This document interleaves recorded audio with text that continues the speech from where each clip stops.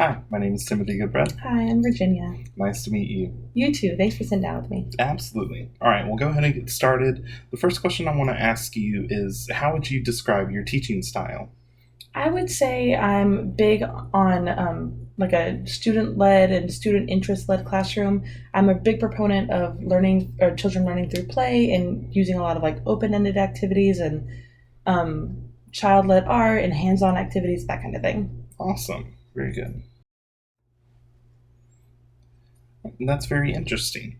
So, in your classroom, how would you teach your children cultural diversity? I think representation is probably the best and easiest way to reach that goal.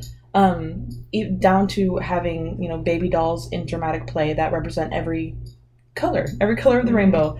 I also always make sure that we have books filled with kids from different backgrounds with different abilities, different mobility spectrum.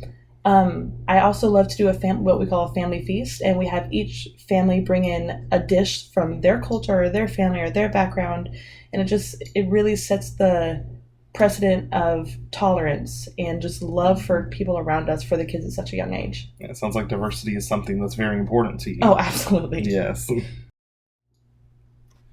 All right. So you mentioned your style of teaching. You would say it's more child led, but what are your views on weekly plans? I think they can definitely be useful and they definitely have a place in the classroom. They're great for helping teachers keep track of like which gels they're looking to focus on that week or in that unit. I do, however, think it's really important that teachers learn to kind of stay fluid and adapt to the needs of their classroom. And I think they're great for even inspiration, not only for one teacher, but if, say, that teacher has to be out for whatever reason, we all know life happens. So if a teacher needs to be out, it's a really good like placeholder for whatever substitute comes in. Absolutely.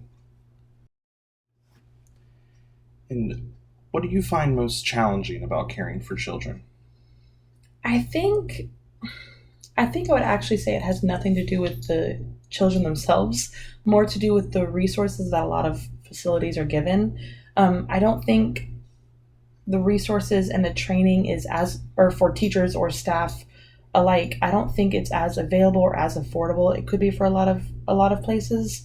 I know it doesn't work in every case because, for example, Bright from the Start centers have amazing resources and amazing training.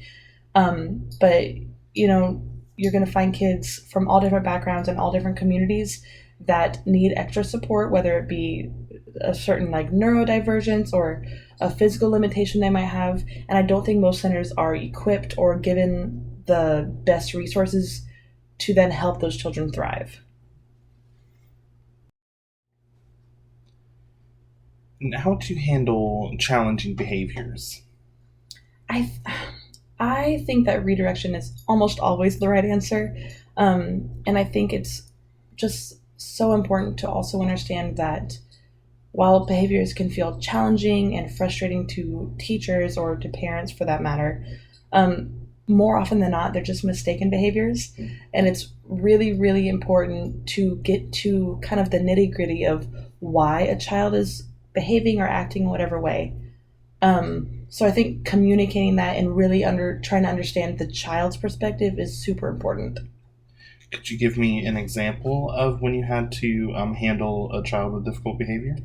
I think all teachers probably could. But I would say, actually, in my most recent classroom, I had a little 4-year old girl who just had a little baby brother born, and she was so excited. It's fun for the whole family. But almost immediately, when she comes to school, she decides she's no longer capable of walking in a line or walking at all, for that matter. So it was a lot of, will you please hold me? Can you pick me up? I want to be carried. And while, of course, there's a time and place for that, it kind of interfered with the rest of the classroom flow. So we had to sit down with her, we talked to her, we tried to figure out what was going on, and it really just boiled down to she saw baby brother being carried all the time, so it kind of translated into how she felt at school. Um, So we realized that giving her a job to do, like being our sign holder, being the line leader, or even being the caboose, just anything that made her feel like she was helping or she had a big girl job, really did the trick for her. Mm-hmm. So, if the need should arise, maybe in a different situation, how would you discipline a child in your classroom? I think discipline is a pretty scary word for a lot of people, Mm-hmm. especially, parents who are thinking about how they want their kids taken care of and thinking, well, that's the teacher. It's my job to discipline.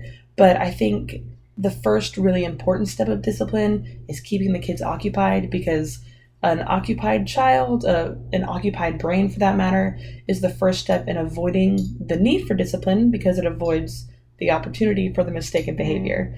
I think that when it is necessary, redirection, like I said earlier, is easily my go-to step for them. It's always they're needing the experience to do something, or they're needing to change their activity, and I feel like it almost always works. Mm-hmm. All right. Well, I appreciate your answers to all the questions today. Before we go, I do have one last question for you. Kind of on your personal level, what does it mean to you to be a teacher? It's a really good question. I think I just think it's very humbling, and it's probably the biggest privilege that I could ever imagine, being entrusted with not only the care of a family's most precious cargo, their kids, but I'm sure, of course, you understand that teaching is more than teaching the ABCs, how to count to 10, all the academics that go behind it. While they're very important, it's about teaching kids life skills and making them, or helping them develop the social and emotional skills that they need to just function in the world. And I just think that's a very humbling feeling and a humbling experience. It's just something I hope I'll never forget. Definitely. And as a parent, I appreciate people that are like that. Thank you.